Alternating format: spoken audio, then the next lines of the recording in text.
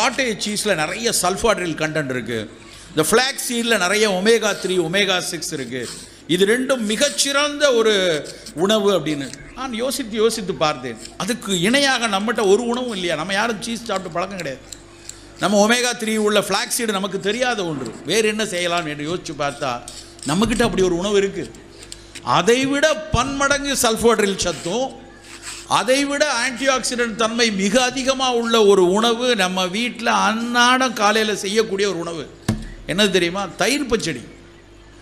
சாதாரணமாக பெரிய வெங்காயத்தையோ சின்ன வெங்காயத்தையோ அரிந்து போட்டு மோரோடு சேர்த்து தயிரோடு சேர்த்து வச்ச அந்த தயிர் பச்சடியை பல பேர் இலையில பரிமாறினா அதை ஓரமாக ஒதுக்கி வச்சிடறான்.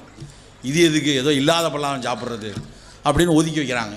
நண்பர்களே, அந்த தயிர் பச்சடி ஒன்றில் இருக்கக்கூடிய வெங்காயமும் அதில் இருக்கக்கூடிய அந்த மோரில் இருக்க சல்ஃபாட்ரில் லாக்டோபாசிலஸ் இன்னும் சொல்லிக்கொண்டே போகலாம். இந்த